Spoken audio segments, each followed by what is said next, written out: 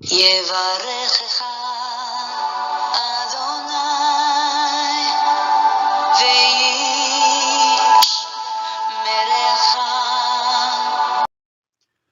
וישמרך. 바레크카 아도나이 베이시메레카.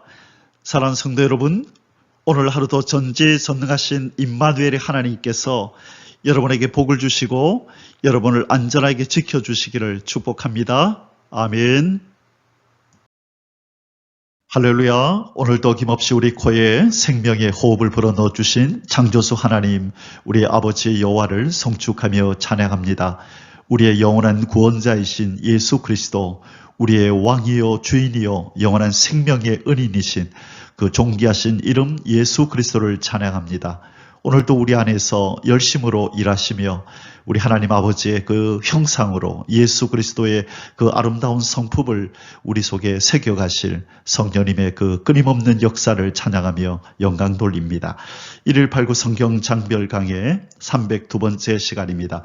오늘은 열왕기상 11장 말씀을 함께 공부하도록 하겠습니다. 오늘 제목의 말씀은 솔로몬 왕의 타락과 죽음이라는 제목입니다. 우리 하나님께서는 솔로몬을 사랑하셔서 솔로몬의 기도를 들으시고 그 백성을 위하여 간구하는 그 기도의 제목에 응답하시고 지혜로운 마음을 주셔서 이날까지 그 백성들을 또 잘 다스리고 또 나라를 위하여 열심히 또 이렇게 잘 통치하도록 그렇게 해 오셨습니다. 자, 그러나 이 솔로몬 왕은 이 하나님의 이 경고에도 불구하고 만일 하나님을 배반하고 떠나면 또 하나님 법을 지키지 않으면 어려움에 처할 거라고 하는 하나님의 그 명령을 끝까지 지키지 아니하고 그 말씀에 귀를 기울이지 않고 조금씩 하나님의 법으로부터 또 왕을 세운 하나님의 그 목적으로부터 서서히 멀어지기 시작한 장면을 우리가 지난 장들을 통하여 살펴보았습니다. 그가 해서는 안 되는 이 금을 모으고 은을 모으고 또 이방의 나라를 의지하고 또 이방의 여인들과 그렇게 정략적으로 결혼을 하는 이런 위태로운 상황들을 보아왔는데요. 오늘 그 결과가 이 균열 같던 이 댐이 한순간에 무너지듯이 이제 솔로몬의 삶에 그동안은 균열이 있었는데 이제 타락으로 하나님 앞에 큰 죄를 범하는 이 뚝이 무너지는 일이 벌어집니다. 그리고 그도 여러 사람들이 가던 이 죽음의 길로 이제 접어드는 마지막 죽음의 장면을 오늘 우리가 보게 될 것입니다. 자, 솔로몬이 왜 타락하고 범죄하였는지 우리가 지난 장들을 통해서도 살펴보았지만 오늘 특별히 오늘 11장을 통해서 이 부분을 자세히 살펴보면서 하나님이 우리에게 주시는 교훈이 무엇인지 공부하도록 하겠습니다.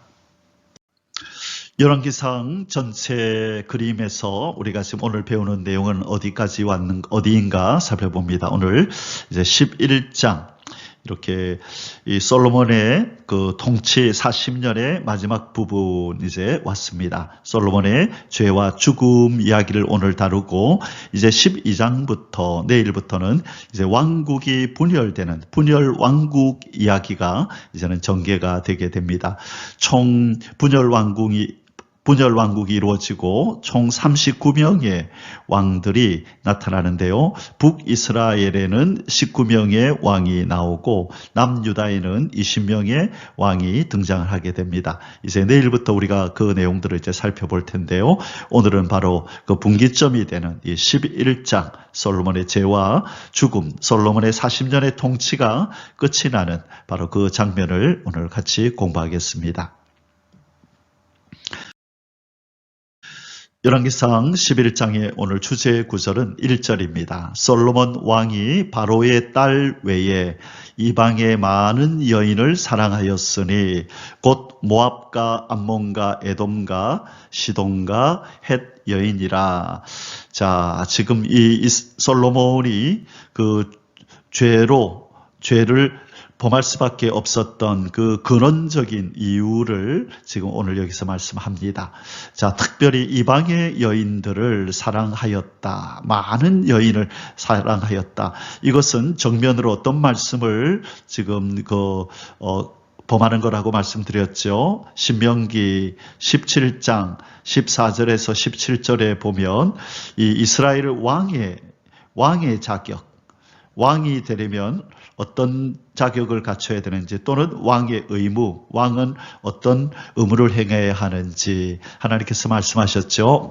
병마를 많이 두지 말고 또 아내를 많이 두지 말고 은금을 많이 쌓지 말고 그리고 그것은 세 가지는 하지 말라는 것이고 하나는 하나님의 율법을 등사하여 자기 옆에 두고 그 말씀을 늘 묵상하면서 지켜 행하라 그렇게 말씀하였는데 벌써 이 1절에서 이 솔로몬은 바로의 딸 외에 이방의 많은 여인을 사랑하였으니 총 합쳐서 1000명의 여인을 사랑하고 아내와 첩으로 두는 그런 어떤 하나님의 법을 정면으로 그렇게 어기는 행위를 한 것이죠. 결국 이것이 화근이 되어서 이 솔로몬이 죄를 범하고 그것도 우상 숭배라고 하는 하나님 앞에서 참으로 해서는 안 되는 일을 행함으로 그의 마지막 생애가 참 아름답지 못한 모습으로 끝나는 것을 우리가 보게 됩니다. 자, 그래서 우리는 솔로몬을 통하여 오늘 우리가 배워야 될 교훈들이 많이 있을 줄 압니다. 자, 그리고 오늘 이제 함께 공부를 할 것은 이 솔로몬이 이방의 여인들을 많이 사랑했는데 오늘 공부할 때 이방의 여인들을 이렇게 여인들과 결혼을 한 것이 그것이 죄인가? 솔로몬의 죄는 정확하게 무엇인가? 이방의 여인들과 결혼을 하였다는 것이 죄인가? 그렇지 않은가? 이 부분도 우리 함께 공부를 좀 하도록 하겠습니다. 예, 오늘 공부하게 될 열왕기상 11장의 소주제들은 아래와 같습니다.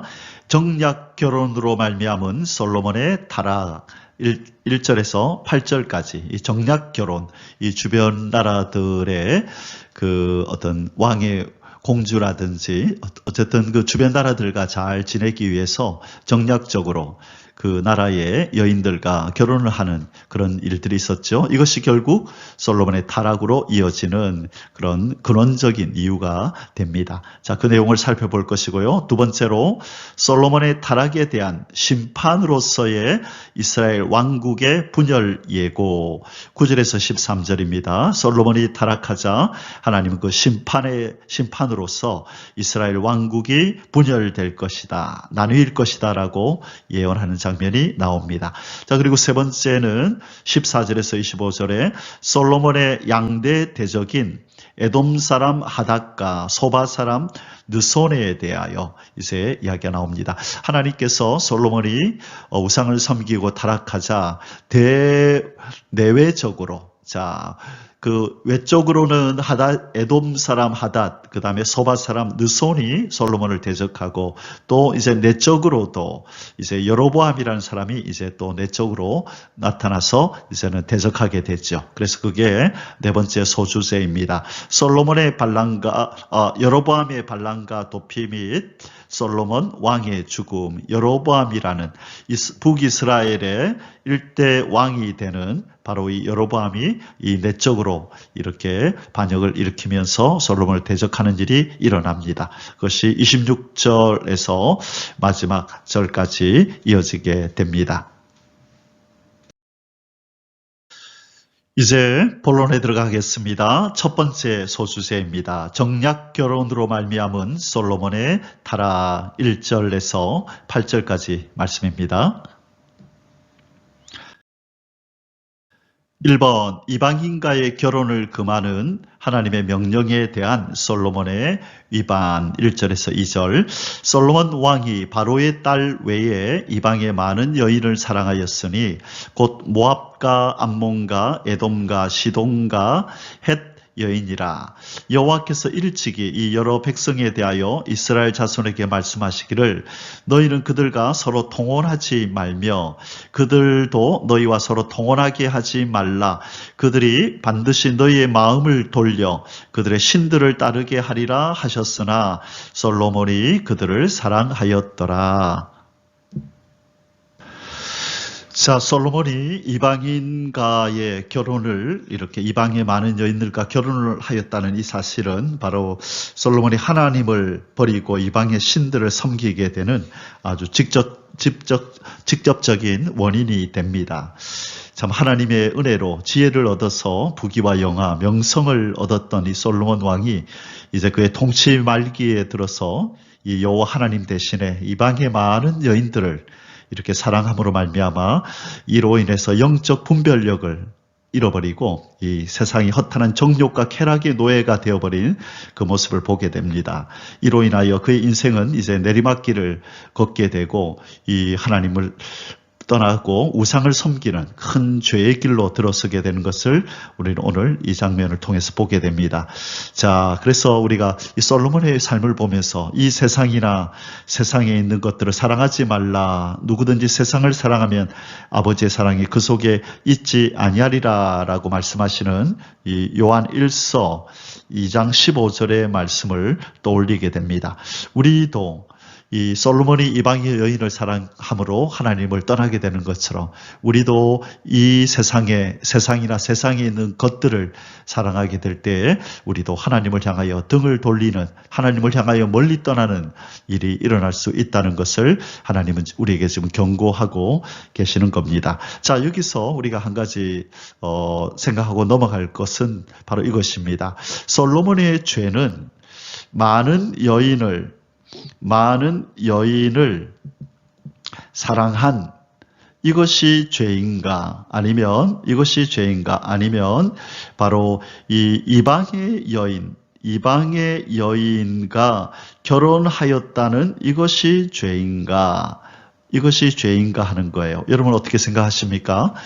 오늘 본문에서는 지금 이 저자, 열왕기상을 기록했던 성경 저자는 바로 솔로몬 왕이 바로의 딸 외에 이방의 많은 여인을 사랑하였으니 모압과 암몬과 에돔과 시돈과 헷 여인이라. 자, 이것을 죄인 것처럼 얘기를 하고 있죠. 바로 2절에서 여호와께서 일찍이 이 여러 백성에 대하여 이스라엘 자손에게 말씀하시기를 너희는 그들과 서로 통혼하지 말고 그들도 너희와 서로 통혼하게 하지 말라. 자, 일찍이 말씀하셨죠. 우리가 구약의 율법에서 두 군데에서 이 부분을 구체적으로 말씀하고 있는데요. 출애굽기 34장 11절에서 16절까지, 그리고 신명기 7장 3절에서 4절까지의 말씀에서 바로 이 부분을 얘기하고 있습니다. 그러나 여기서 우리가 기억해야 할 것은, 바로 정확하게 알고 넘어갈 것은, 이 출애굽기 34장이나 신명기 7장은 하나님께서 모세를 통하여 이스라엘 백성들에게 가나안 땅에 들어가서 7족속들, 자, 어느 족속요? 7족속들과, 가나안의 7족속이 있죠. 아가랑 여부랑 헷 기르면서 히히 웃으며 사는 곳, 그렇게 제가 연상법으로 그렇게 외우도록 해드렸는데요. 자, 가나안의 7족속들과 서로 통혼하지 말고 결혼하지 말라고 말씀하셨어요. 어디에서 그러셨다고요?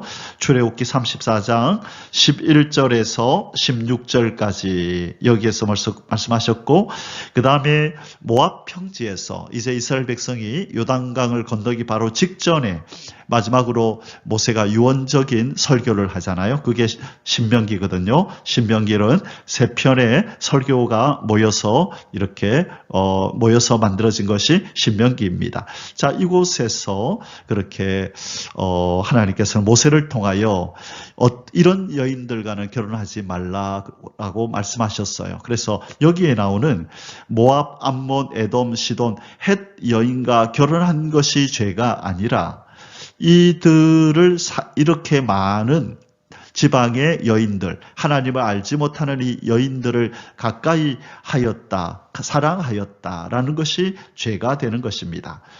우리가 자주 상고했던 신명기 17장 14절에서 17절에, 자, 왕이 해서는 안 되는 일이 뭐라고요? 아내를 많이 두지 마라 그랬죠. 바로 이것을 위배한 것이지, 이방의 여인과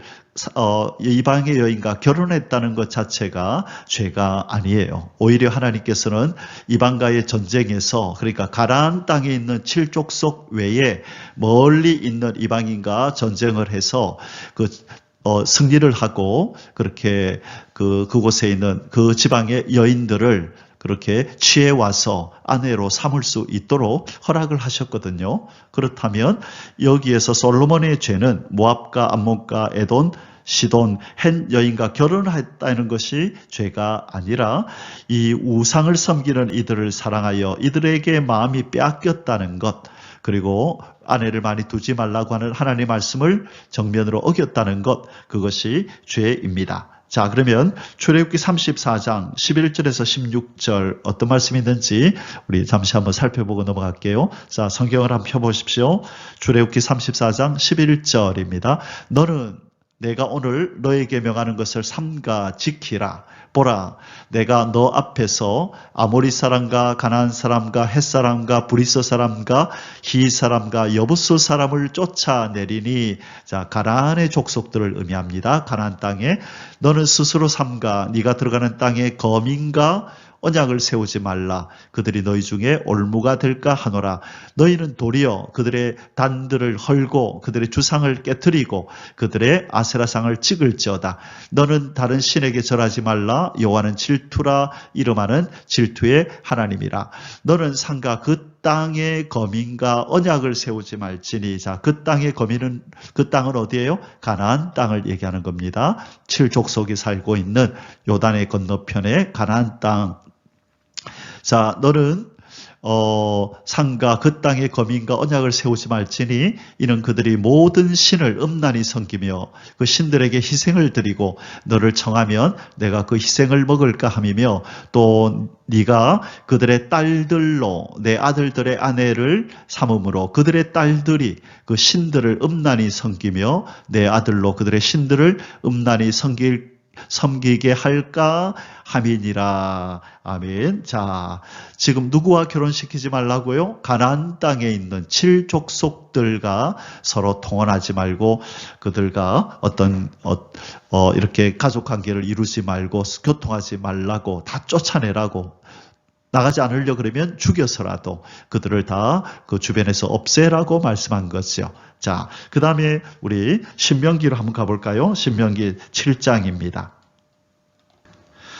자, 신명기 7장 우리 1절부터 4절까지 1절부터 읽어볼게요. 내 하나님 여호와께서 너를 인도하사 내가 가서 얻을 땅으로 들이시고 너의 앞에서 여러 민족 헷 족속과 기르가스 족속과 아모리 족속과 가나안 족속과 브리스 족속과 히 족속과 여부스 족속 곧 너보다 많고 힘이 있는 7족속을 쫓아내실 때에 너의 하나님 여호와께서 그들을 너에게 붙여 너로 치게 하시리니 그때 너는 그들을 진멸할 것이라.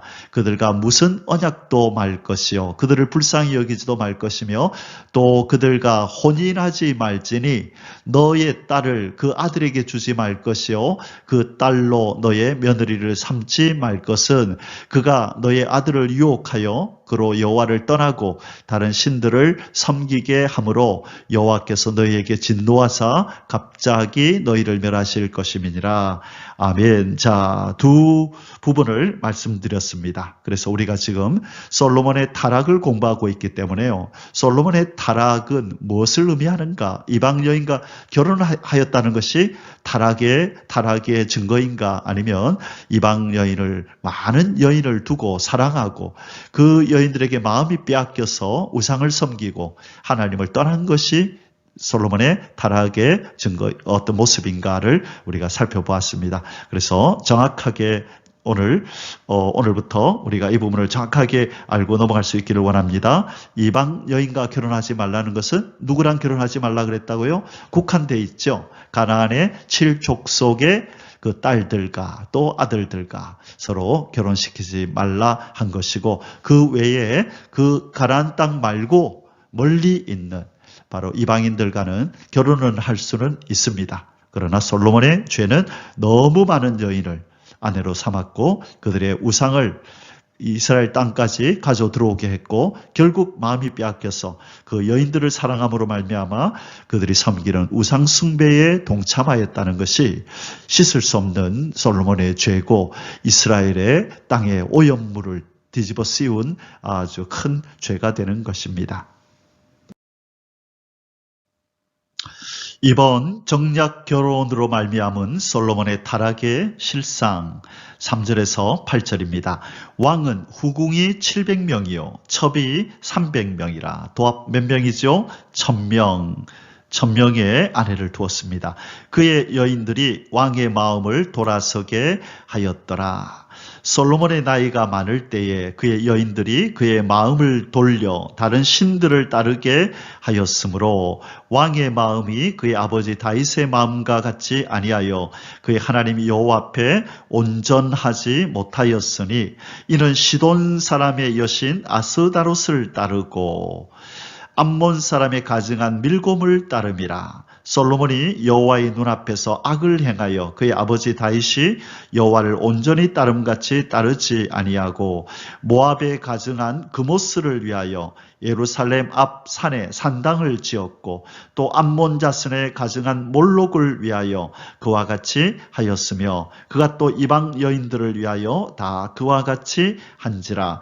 그들이 자기의 신들에게 분향하며 제사하였더라. 아멘.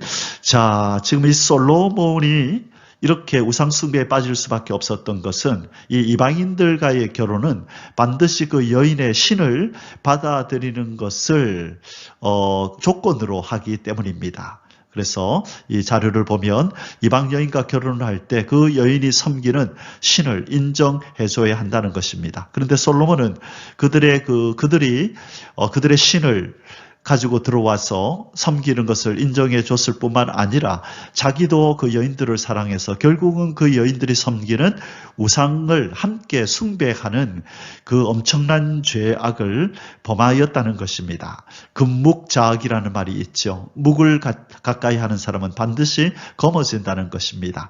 우리가 이 오염물이 가득한 곳을 지나갈 때 흰옷을 입고 지나가면 아무리 조심을 한다 할지라도 분명히 그 옷에 그 오염물이 튀게 돼 있습니다. 우리가 음식을 먹을 때도 아무리 조심해서 앞치마를 하고 이렇게 먹지만 그러나 먹고 나서 보면 어딘가에는 음식물이 튀어서 옷이 더럽혀진 것을 우리는 보게 됐죠. 마찬가지로 이 솔로몬이 이방의 여인들, 우상을 섬기는 많은 여인들에게 둘러싸여서 있다 보니까 그의 마음이 그 여인들에게로 뺏기고 그러다 보니 그 여인들의 간청에 못 이겨서 결국은 우상을 섬기는 단계까지 나아갔다는 것입니다. 여기서 우리에게 주시는 교훈이 무엇입니까? 우리를 죄의 길로, 죄의 나락으로 떨어뜨릴 어떤 가능성이 있는 것, 그런 가능성조차도 우리 주변에 두어서는 안 된다. 그래서 하나님께서 그렇게 말씀하셨죠. 악은 모든 모양이라도 버리라. 악은 모든 모양이라도 버리라. 그냥 아닌 것 같은 지라도 이거는 아무래도 죄 같은데 지금은 죄가 아니지만 계속 이렇게 놔뒀다가는 이게 죄로 나를 끌고 갈 것 같은데 라고 하는 것이 있다면 이런 것을 과감하게 우리의 삶의 영역에서 제거해야 한다는 것입니다. 세상을 사랑하고 또 세상에 있는 것들을 사랑하게 만드는 어떤 것, 그 어떤 것이 저와 여러분의 삶 속에 있지 않는지 오늘 이 말씀을 상고하면서 돌아보고 과감하게 성령의 말씀으로 끊고 기도로 끊어내는 저와 여러분이 되시기를 주님의 이름으로 축복합니다. 아멘. 자, 두 번째 소주제입니다. 두 번째 소주제, 솔로몬의 타락에 대한 심판으로서의 이스라엘 왕국의 분열 예고 9절에서 13절. 자, 우상숭배에 빠진 솔로몬에게 하나님께서 이제 심판을 내리십니다. 그 심판의 결과로 이스라엘 왕국, 이 사울 때부터 사울, 솔로몬, 다윗, 솔로몬, 특별히 이 솔로몬, 다윗 때에 자, 1대 왕 사울 때는 이스라엘이 통일이 되지 않았었어요. 12지파가 다 사울을 섬기지를 않았거든요. 그러나 2대 왕 다윗 때에 12지파를 다 통일하여서 통일왕국을 이루었죠. 그것이 솔로몬 때까지 이어졌습니다. 그래서 솔로몬 다윗 때 40년, 그리고 솔로몬 때 40년까지는 통일왕국이 이어졌는데 이제 솔로몬의 통치 마지막에 이런 큰 죄를 범함으로 이제 나라가 갈리울 거라고 분열될 것이라고 지금 하나님이 이제 예언을 하는 장면이 나옵니다. 그래서 남유다와 북이스라엘로 이렇게 나뉘게 되고 일대 왕은 남쪽에는 솔로몬의 아들 르호보암이 되고 우에는 북이스라엘은 바로 솔로몬 왕 때 솔로몬을 대적하고 일어났던 바로 여로보암이 북이스라엘의 왕이 됩니다. 북이스라엘은 10지파가 여기 속하고 남유다는 2지파가 여기에 속하게 됩니다. 자, 우리 이 부분은 나중에 뒤에 가서 자세히 살펴보도록 하겠습니다. 1번 솔로몬의 타락에 대한 하나님의 진노와 징계 선언 9절에서 11절입니다. 솔로몬이 마음을 돌려 이스라엘의 하나님 여호와를 떠남으로 여호와께서 그에게 진노하시니라. 여호와께서 일찍이 2번이나 그에게 나타나시고 이 일에 대하여 명령하사 다른 신을 따르지 말라 하셨으나 그가 여호와의 명령을 지키지 않았으므로. 자, 2번이나 나타나셔서 경고하셨다 그랬죠. 어디서 2번이나 나타나셨나요? 먼저 왕상 열왕기상 3장 5절에서 한번 말씀하셨고 그 다음에 9장 2절에서 5절까지 말씀 속에서 2번에 걸쳐서 하나님께서는 이 부분을 경고하셨습니다. 그런데 이 솔로몬은 마음을 돌려 무릇 지킬 만한 것보다 내 마음을 지키라라고 하시는 그 하나님의 그 마음을 지켜야 된다는 그것을 이 솔로몬은 그걸 어겨버린 것입니다. 마음이 중요하다는 것을 그는 잘 몰랐던 것 같습니다. 이 마음을 지켰어야 하는데 이 마음을 바로 주변에 자기를 둘러싸고 있는 여인들에게 마음이 빼앗김으로 하나님께로 가야 할 마음이 이방 여인에게로 가므로 그 여인이 마음을 두고 있는 우상에게로 또한 그의 마음도 가버리게 된 것입니다. 자, 그래서 지금 솔로몬은 이런 하나님 앞에서 큰 죄를 범하는 단계에 이르게 되었습니다. 11절입니다.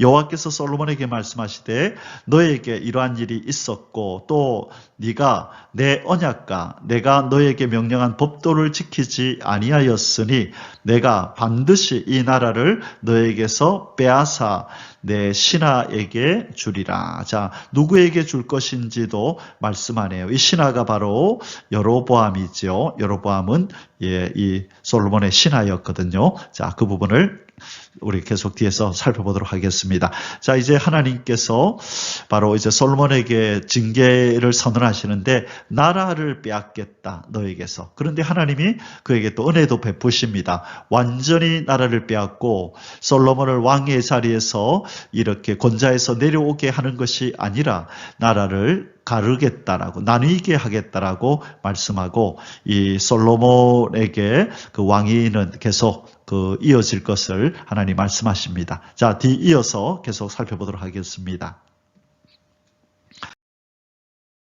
2번 심판 시행의 일시적 유보 선언과 분열 예고 12절에서 13절. 자, 심판이 이제 임할 텐데 나라가 나뉘는 일이 임할 텐데 잠시 유보하겠다. 솔로몬아, 내가 네 아버지 생각해서 너의 때는 나라를 나누지 않고 너의 아들 때에 나눌 것이다. 이제 그렇게 말씀합니다. 자, 그러나 내 아버지 다윗을 위하여 너의 세대에는 이 일을 행하지 아니하고 너 아들의 손에서 빼앗으려니와 오직 내가 이 나라를 다 빼앗지 아니하고 내 종 다윗과 내가 택한 예루살렘을 위하여 한 지파를 내 아들에게 주리라 하셨더라. 아멘.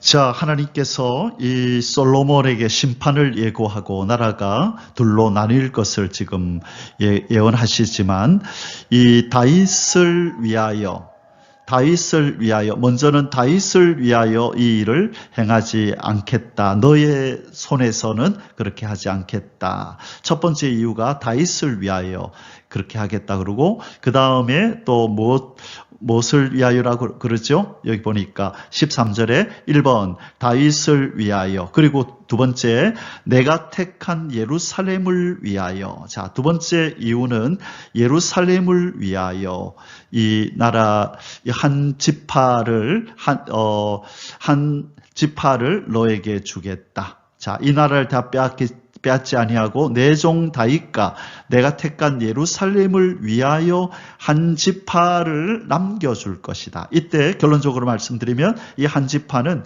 바로 솔로몬이 속해 있는, 또 바로 다윗이 속해 있는 지파, 무슨 지파지요? 유다 지파. 유다 지파를 너에게 그대로 주겠다는 거죠. 그래서 이 왕위가 계속 이어지게 하겠다는 것입니다. 누구 때문에? 하나님이 사랑했던 다윗 때문에, 그리고 하나님이 택한 예루살렘을 위하여. 여기서 하나님이 택한 예루살렘이란 말은 무엇이 있는 곳이죠? 예루살렘은 성전이 있는 곳이죠.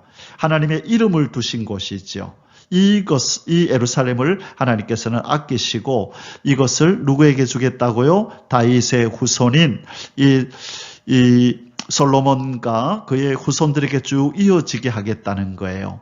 바로 이것은 이전에 그 야곱이 그 유언에서 유다에게 남겼던 이 예언과 관련이 돼 있어요. 축복의 예언과 관련이 돼 있는데요. 그때 야곱이 뭐라고 그 유다에게 복을 주지요? 유다야, 너는 내 형제의 찬송이 될지라. 자, 형제의 찬송이 되리라 그랬어요. 찬송이 되리라. 그래서 이 유다 지파가 멸망하면 안 되는 거예요. 자, 그리고 또 어떤 내용을 얘기했죠? 홀이 유다를 떠나지 아니하며 홀이 떠나지 않을 거다. 그 다음에 치리자의 지팡이가 유다를 떠나지 않을 거다. 홀과 지팡이는 왕이 든 지팡이, 바로 그 왕권을 의미하잖아요. 그래서 이 야곱이 유언을 남길 때 유다 지파는 형제의 찬송이 되고, 이 찬송은 아마 이 예루살렘 예루살렘 성전과 솔로몬 성전과 관련이 있을 거라고 신학자들은 봅니다. 그래서 예루살렘에 있는 솔로몬의 성전에 와서 이 이스라엘 사람들이 하나님을 찬양하고 예배하는 그 일이 유다 지파 안에서 이루어질 거라는 거죠. 그 바로 유다 지파가 거하고 있는 그곳이 바로 예루살렘이고, 예루살렘 안에 솔로몬 성전이 있고 그곳에서 하나님을 찬송하는 일이 일어나는 거지요. 그리고 야곱이 또 유다를 위해서 예언했던 유다에게서 그 홀이 끊어지지 않을 거다. 왕위가 끊어지지 않을 거라고 예언을 했기 때문에 하나님께서는 그 야곱의 예언을 이루셔야 하죠. 그래서 한 지파를 이 솔로몬에게 여전히 남겨두겠다라고 말씀합니다. 그 지파는 바로 유다 지파입니다. 자, 그리고 이제 나중에 알게 되겠지만 결과적으로 이 유다 지파뿐만 아니라 한 지파가 더 남지요. 베냐민 지파가 남게 됩니다. 자, 그래서 그 부분은 또 나중에 살펴보도록 하겠습니다. 자, 이제 세 번째 소수세를 공부하겠습니다. 3번, 솔로몬의 양대 대적인 에돔 사람 하닷과 소바 사람 르손. 자, 14절에서 25절까지인데요. 바로 에돔 사람 하닷. 에돔이 어디 있냐면 바로 여기 있죠. 이 사해밭 밑에 있는 이 지역이 바로 에돔입니다. 자, 그 다음에 소바 사람 르손. 르손은 어디 사람이라고 해요? 소바. 아람의 요 소바 지역 사람이 바로 르손입니다. 이 대적이 일어나서 솔로몬, 우상을 섬기는 솔로몬을 이렇게 대적하여 일어나서 괴롭히는 장면이 나타납니다. 그냥 역사가의 눈으로 볼 때는 이 이방의 세력이 솔로몬에게 이렇게 시비를 걸었구나, 솔로몬을 대적하여 일어났구나, 그런 차원에서 보겠지만 오늘 우리가 성경을 통해서 알게 되는 바로 이 역사적인 사건, 이 에돔 사람 하닷과 이 소바 사람 르손이 솔로몬을 대적한 이유는 하나님 하나님의 심판이라는 것이죠. 하나님의 심판으로서의 이방 세력이 솔로몬을 대적하여 일어났다는 것입니다. 그래서 바로 그런 관점에서 우리는 역사를 주관하시는 하나님의 그 손길을 볼 수 있어야 합니다. 우연히 일어나는 것이 아니라 이 우리의 삶뿐만 아니라 이 세상에서 일어나는 모든 역사 속에 이 역사의 주관자이신 하나님의 주권적인 손길이 역사하심이 그렇게 움직이고 있다는 것을 우리는 바라보면서 하나님을 신뢰하고 하나님을 의지하여야 될 줄 믿습니다. 아멘. 1번 여호와께서 에돔 사람 하닷을 일으켜 솔로몬을 대적하게 하심. 14절에서 22절입니다. 여호와께서 에돔 사람 하닷을 일으켜 솔로몬의 대적이 되게 하시니 그는 왕의 자손으로서 에돔에 거하였더라. 자, 이 하닷이라는 사람은 에돔의 왕자네요. 에돔의 왕자입니다. 왕의 자손이니까 왕자죠. 자, 그에 대해서 설명을 합니다. 전에 다윗이 에돔에 있을 때에 군대 장관 요압이 가서 죽임을 당한 자들을 장사하고 에돔의 남자를 다 쳐서 죽였는데 요압은 에돔의 남자를 다 없애기까지 이스라엘 무리와 함께 6달 동안 그곳에 머물렀더라. 지금 과거의 역사적인 사건을 지금 이야기합니다.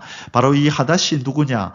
이전에 솔로몬의 아버지 다윗이 군대 장관 요압을 통하여 이 에돔을 쳤을 때에 남자들을 다 죽였는데 그곳에서 6개월 동안이나 이 에돔을 치기 위하여 6개월 동안이나 그곳에 머물렀답니다. 그때에 그 하닷, 지금 솔로몬을 대적하는 이 하닷은 나이가 몇 살이었느냐?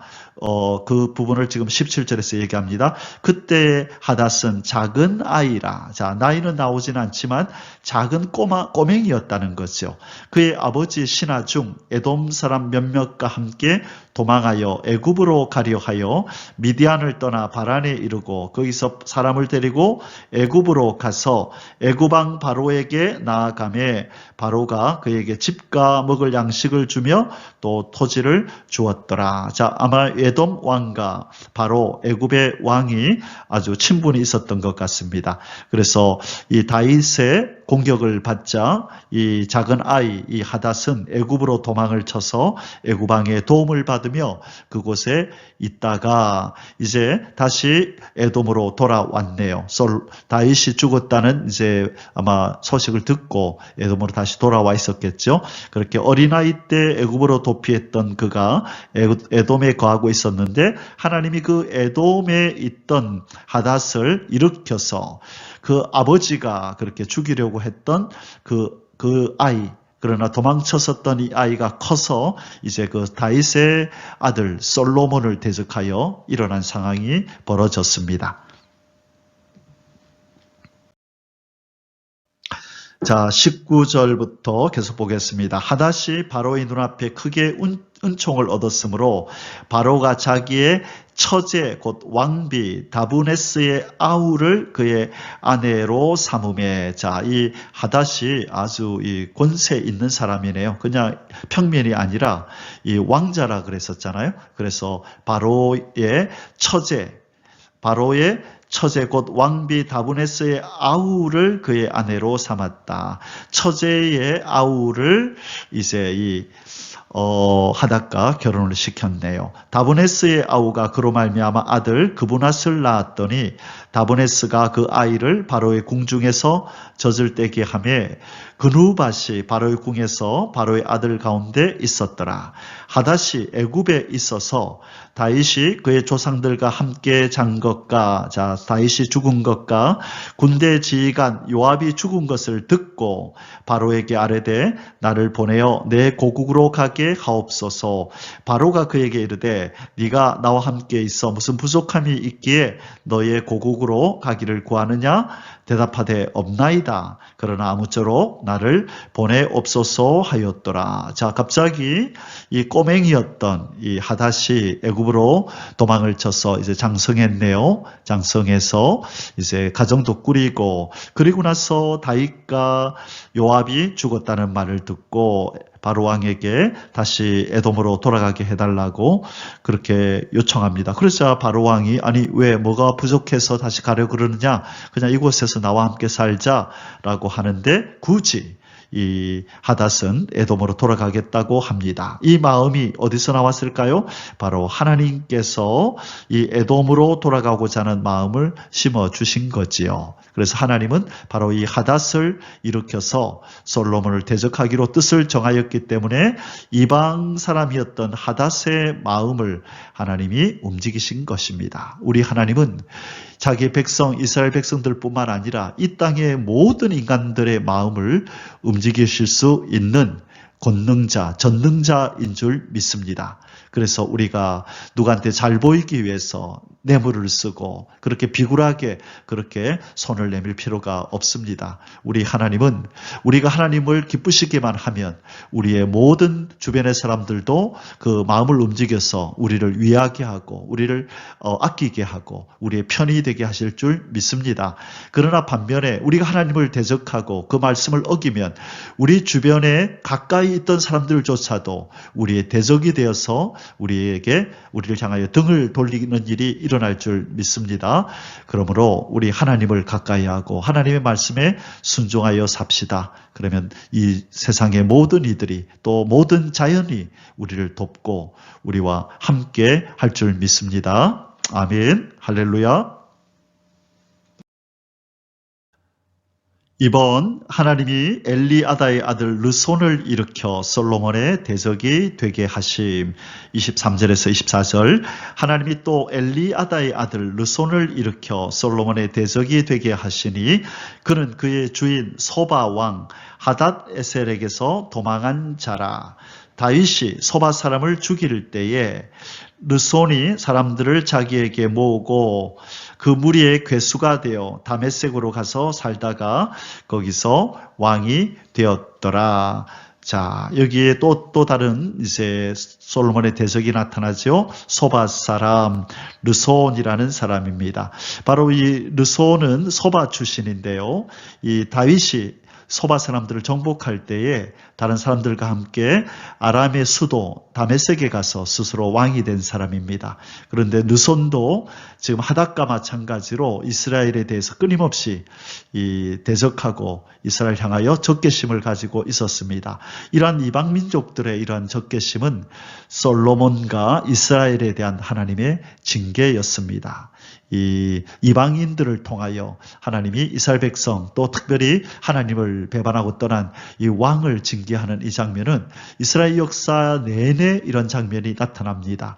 이 아스루와 또 바벨론을 이용하시고 애굽도 이용하시고 주변의 적들을 통하여 하나님께서 이스라엘 백성들을 훈련하시고 하나님만 바라보는 그런 하나님의 참다운 백성이 되도록 하나님께서 그렇게 징계하시는 장면을 우리는 이스라엘 역사 내내 살펴봅니다. 그래서 좀 전에도 말씀드렸듯이 바로 우리 주변에 어떤 대적들이 일어난다면 내가 하나님 앞에 뭔가 혹시 잘못하고 있는 일이 있지 않는가라는 것을 먼저 살펴보아야 할 줄 믿습니다.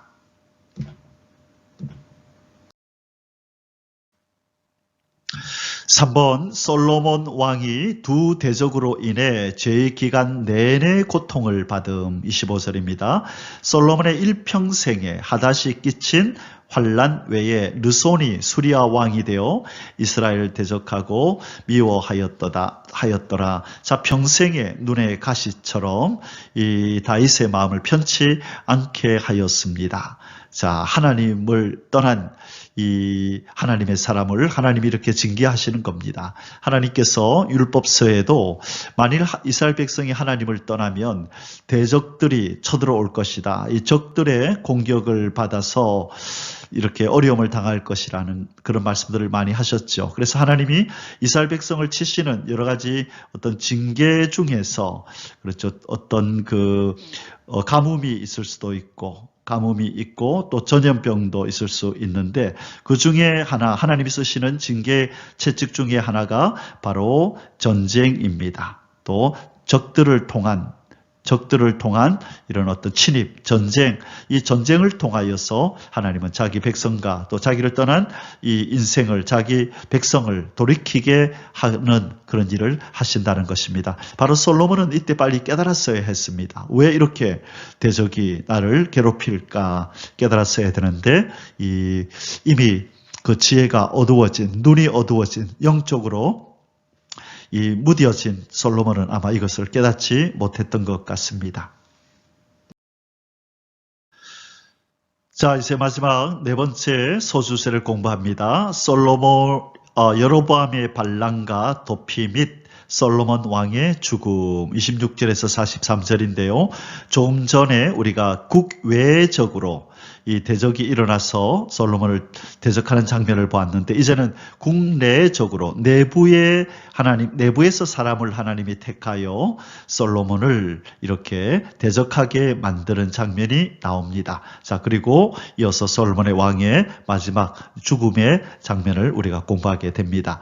자, 그러면 계속해서 공부하도록 하겠습니다. 1번 솔로몬의 신하였던 르밧의 아들 여로보암이 왕에게 반기를 듬 26절입니다.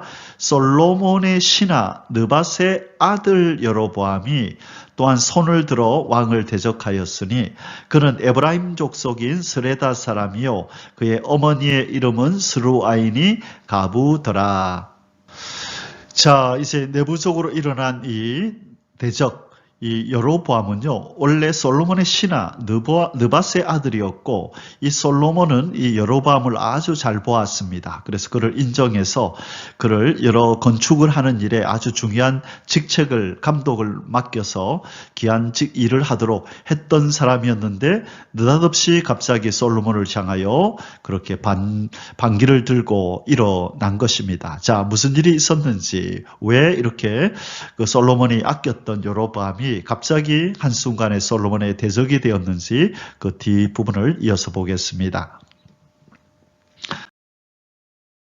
2번 여로보암이 솔로몬에게 반기를 든 이유 27절에서 39절 누가 여로보암이 손을 들어 왕을 대적하는 까닭은 이러하니라. 솔로몬이 밀로를 건축하고 그의 아버지 다윗의 성읍이 무너진 것을 수축하였는데, 자, 지금 솔로몬이 건축 사업을 많이 했다 그랬죠. 하나님의 성전뿐만 아니라 자기의 왕궁도 짓고 그리고 여러 가지 건축물들을 지었다고 말씀했습니다. 자, 그 얘기를 하는데요. 이 사람 여로보암은 큰 용사라. 솔로몬이 이 청년의 부지런함을 보고 세워 요셉 족속의 일을 감독하게 하였더니, 자, 지금 여로보암은 그냥 평면이 아닙니다. 큰 용사라. 아주 이 힘이 있는 사람이었네요. 이 청년의 부지런함을 보고 또 거기에다가 부지런하기까지도 하네요. 그래서 아마 솔로몬뿐만 아니라 주변 사람들에게도 인정을 받으며 그렇게 이렇게 대접받는 그런 위치에 있던 사람이었던 것 같습니다. 그 즈음에 여로보암이 예루살렘에서 나아갈 때에 실로 사람 선지자 아히야가 길에서 그를 만나니 아히야가 새 의복을 입었고 그 두 사람만 들에 있었더라. 자, 하나님의 선지자가 이렇게 여로보암이 길에 걸어오는 것을 알고 이제 이렇게 만나러 나간 것 같습니다. 그래서 그 두 사람 말고는 아무도 없었다라고 얘기를 하네요. 하나님이 이 선지자 아히야를 통하여 은밀하게 여로보암에게 뭔가 지금 지시하는 장면이 지금 나타나고 있습니다. 자, 30절입니다. 아히야가 자기가 입은 새 옷을 잡아 12조각으로 찢고 여로보암에게 이르되 너는 10조각을 가지라. 이스라엘의 하나님 여호와의 말씀이 내가 이 나라를 솔로몬의 손에서 찢어 빼앗아 10지파를 너에게 주고. 자, 10지파를 누가에게 주겠다고요? 여로보암에게 10지파를 주고 나머지 2지파는 로보암에게 이제 그대로 있게 되는 거죠. 자, 지금은 아직 로보암이 등장하지 않았고요. 솔로몬 때입니다. 이제 솔로몬 때 이미 하나님께서 이 아히야 선자를 보내서 여로보암에게 은밀하게 하나님의 계획을 지금 말씀합니다. 이 이후로 여로보암은 하나님의 뜻이 이것이구나 이제 깨닫고 이제 솔로몬을 대적하게 되는 것입니다. 자, 지금 선지자 아이야가 이 여로보암에게 뭐라고 얘기하는지 계속 좀 더 보겠습니다. 오직 내 종 다윗을 위하고 이스라엘 모든 지파 중에서 택한 성읍 예루살렘을 위하여 한 지파를 솔로몬에게 주리니, 자, 이는 그들이 나를 버리고 시돈 사람의 여신 아스다롯과 모압의 신 그모스와 암몬 자손의 신 밀곰을 경배하며 그의 아버지 다윗이 행한같이 아니하여 내 길로 행하지 아니하며 나 보기에 정직한 일과 내 법도와 내 율례를 행하지 아니함이니라. 그러나 내가 택한 내 종 다윗이 내 명령과 내 법도를 지켰으므로 내가 그를 위하여 솔로몬의 생전에는 온 나라를 그의 손에서 빼앗지 아니하고 주관하게 하려니와 내가 그의 아들의 손에서 나라를 빼앗아 그 열 지파를 내게 줄 것이요. 그 아들에게는 내가 한 지파를 주어서 내가 거기에 내 이름을 두고자 하여 택한 성읍 예루살렘에서 내 종 다윗이 항상 내 앞에 등불을 가지고 있게 하리라. 아멘. 자, 여기에서 예전부터 제가 의아해했던 것은 바로 이 부분입니다. 하나님께서 솔로몬이 지금 잘못을 했는데 솔로몬 때에 나라를 이렇게 둘로 나누는 심판을 집행하지 않으시고 이 솔로몬의 아들 르호보암 때 그렇게 하셨다는 거예요. 자, 그런데 하나님은 그 이유를 두 가지를 두셨다 그랬죠. 첫째, 다윗을 위하고, 둘째, 하나님이 택한 성읍 예루살렘을 위하여 그렇게 하겠다. 자, 예루살렘은 이제 그 유다 지파에 속한 것이기 때문에 이제 그 성전을 위해서라도 또 남겨두겠다는 걸 이해가 되는데 왜 다윗을 위하여 솔로몬에게 벌을 내리지 않는가라는 것입니다. 오늘 이렇게 성경을 읽다가 그렇게 깨달아지는 것은, 자, 지금 솔로몬은 이 다윗의 아들로서 어릴 때부터 다윗이 애지중지 키우고 이 다윗과 아름다운 추억들을 가지면서 쭉 지내왔었잖아요. 자, 만일 이 다윗이 그토록 아끼고 사랑했던 이 솔로몬 때에 이런 비극적인 일이 일어난다면 지금 하나님 품에 있는 이 다윗이 참 마음이 많이 아팠을 것입니다. 그렇게 다윗이 유언을 남기고 애지중지 키웠던 그 솔로몬의 때에 이런 비극이 일어난다면 아마 하나님이 사랑했던 이 다윗이 마음이 찢어지지 않았겠습니까? 그런데 비록 같은 핏줄이지만 그 솔로몬의 아들 그 다윗에게는 이제 손자가 되겠죠. 그러나 손자는 어떤 면에서 그렇게 다윗과 솔로몬처럼 그렇게 친분이 있고 또 정이 있고 그렇게 추억이 많지는 않았었지 않을까. 그래서 하나님이 나라를 이제 가르시는데 이렇게 다윗에게 너무나 애지중지 보배와 같던 이 솔로몬의 때 그렇지 않고 그 다음 세대 르호보암에게서 그런 일이 일어나게 하신 것이 아닐까 그런 생각이 들고요. 그 다음에 이 손자 르호보암 때에 이제 이런 일이 일어나는데 왜 애꿎은 죄 없는 르호보암 때에 하나님이 이런 징계를 내리시려고 하느냐? 실은 이 르호보암은 착하고 선한 사람인데 하나님이 솔로몬이 범한 죄를 르호보암에게 뒤집어 씌우고 그의 어떤 죄가를 그가 담당하게 하신 것이 아니라 우리가 르호보암이 등장할 때 우리가 보게 되겠지만 르호보암은 영의 사람이 아니고 분별력도 없고 그래서 이 아주 백성들을 사랑하는 마음도 없어가지고 더욱더 강압 정치를 펴려고 하는 그런 정책을 펴게 됩니다. 비록 그가 주변에 두었던 젊은 신하들이 충고를 그렇게 했기 때문에 그가 그렇게 따르기는 했지만 어쨌든 이 르호보암은 백성들의 인심을 사지 못하고 오히려 반기를 들고 일어나게 만드는 민심이 떠나버리는 그런 행동을 결과적으로 하게 되죠. 자, 그래서 하나님께서는 이 르호보암 때의 나라를 이렇게 나뉘게 하겠다라고 결심하셨습니다. 자, 뒷부분 마저 읽겠습니다. 내가 너를 취하리니 너는 너의 마음에 원하는 대로 다스려 이스라엘 위에 왕이 되되 네가 만일 내가 명령한 모든 일에 순종하고 내 길로 행하며 내 눈에 합당한 일을 하며 내 종 다윗이 행함같이 내 율례와 명령을 지키면 내가 너와 함께 있어 내가 다윗을 위하여 세운 것 같이 너를 위하여 경관집을 세우고 이스라엘을 내게 주리라. 내가 이로 말미암아 다윗의 자손을 괴롭게 할 것이나 영원히 하지는 아니하리라 하셨느니라 한지라. 아멘. 자, 이 내용은 지금 하나님께서 아히야 선지자를 통하여 누구에게 지금 말씀하는 거예요? 여로보암에게 말씀하는 거예요. 여로보암에게 하나님께서 너를 이스라엘 위에 왕이 되게 해주겠다. 그러나 솔로몬에게 말씀하셨던 것과 동일하게 또 다윗에게 말씀하셨던 것과 동일하게 그에게도 이런 경고를 합니다. 네가 만일 내가 명령한 모든 일에 순종하고 내 길로 행하며 내 눈에 합당한 일을 하며 내 종 다윗이 행함같이 내 율례와 법도를 명령을 지키면 내가 너와 함께 있어 너의 나라, 너의 집을 견고히 세우겠지만 그러나 네가 그렇게 하지 않으면 내가 너와 함께하지 않는다. 여전히 동일한 하나님의 경고가 이 여로보암에게도 이렇게 주어지는 장면을 봅니다. 이때 이후로 이제 여로보암은 하나의 비밀이 생겼죠. 아, 내가 왕이 되는구나. 아, 이제 이 이스라엘이 나눠지게 되는구나 하는 비밀을 알게 된 것입니다. 3번 여로보암의 애굽 도피 40절입니다. 이러므로 솔로몬이 여로보암을 죽이려 하매 여로보암이 일어나 애굽으로 도망하여 애굽 왕 시삭에게 이르러 솔로몬이 죽기까지 애굽에 있으니라. 아멘. 자, 이제 이 사실을 알게 된 것 같아요. 이 여로보암이 지금 솔로몬을 대적하여 일어나고 지금 뭔가 지금 이 눈치를 챈 것 같아요. 그래서 이 솔로몬이 여로보암을 죽이려고 하자 여로보암이 일어나서 애굽으로 도망을 쳤네요. 자, 아까 또 이방의 솔로몬을 대적했던 아마 하닷이었죠. 하닷이 또 그렇게 도망을 하닷이 아니고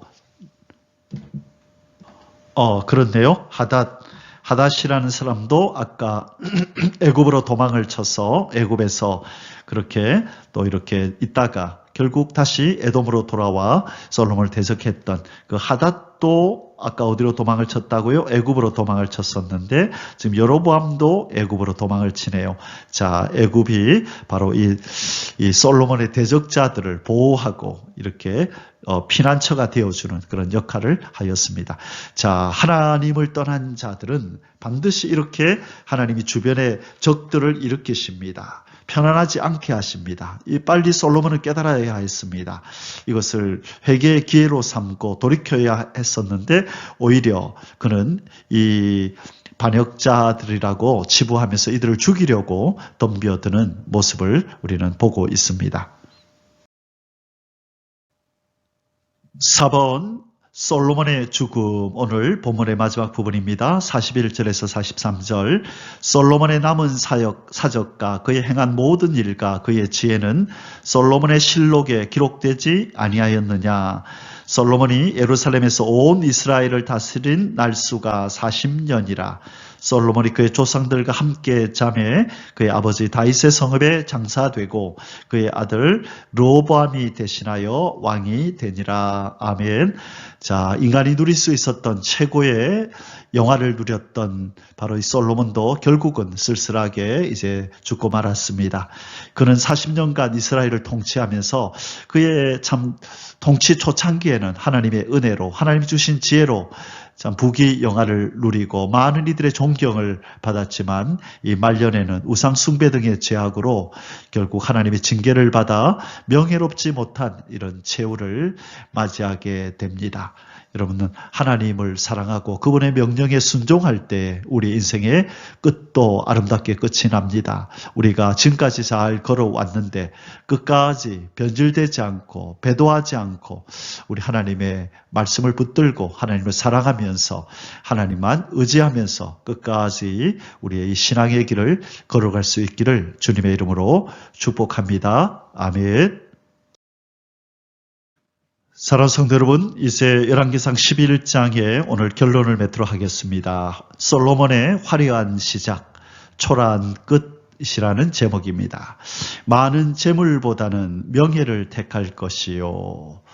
자, 솔로몬의 화려한 시작은 무엇으로부터 시작되었습니까? 하나님을 경외하고 또 하나님으로부터 하나님의 지혜를 얻음으로부터 하나님을 친근히 할 때 그는 아름다운 시작을 할 수 있었는데 초라한 끝은 무엇입니까? 그가 여인들을 사랑하고 그리고 그가 물질을 사랑함으로 이러한 일이 벌어졌습니다. 이방의 많은 여인들 1000명의 이 후궁과 첩을 두었죠. 도합 1000명이었고 그 다음에 많은 금은을 그는 축적했습니다. 왕이 해서는 안 되는 일을 그대로 행한 거죠. 그리고 그는 또 병마를 많이 두었습니다. 그래서 말을 많이 말을 이렇게 구하기 위해서 애굽으로 내려가서 그 말을 구해오는 일들도 했었죠. 그래서 신명기 17장 14절에서 17절에 하나님이 하지 말라는 것만 골라서 그렇게 행하였던, 그러나 하라고 한 것은 하지 않았던 바로 솔로몬의 최후가 이랬습니다.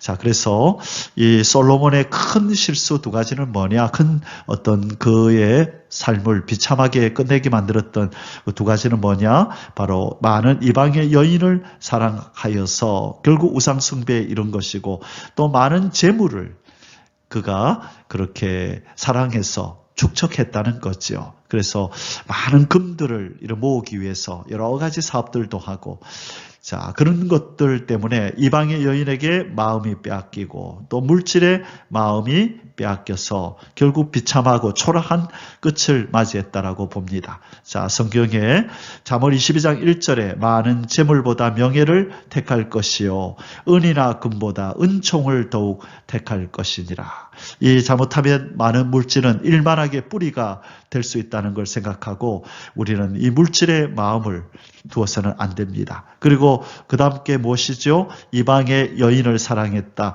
이 세상이나 세상에 있는 것들을 사랑하지 말라라고 하시는 요한 1서의 말씀을 우리는 기억해야 합니다. 이 솔로몬은 이방 여인을 사랑했지만 이것이 바로 탐심이었고 바로 이 여인들이 우상이 되어서 결국 이 여인들이 섬기는 우상을 또 그도 우상을 섬기는 우상 숭배자가 되는 이 비극에 이르고야 말았습니다. 우리는 세상이나 세상에 있는 것들을 사랑하지 말고 오직 우리의 왕이요 주인이시고 생명의 우리 은인이신 예수 그리스도만을 끝까지 사랑하기로 결단하고 주님만 사랑하지 못하게 하는 어떤 우리의 마음속에 있는 것, 삶 속에 자리하고 있는 것 다 끊어내고 도려내서 그렇게 이 신앙의 길을 잘 걸어갈 수 있기를 주님의 이름으로 축복합니다. 아멘. 할렐루야. יברכך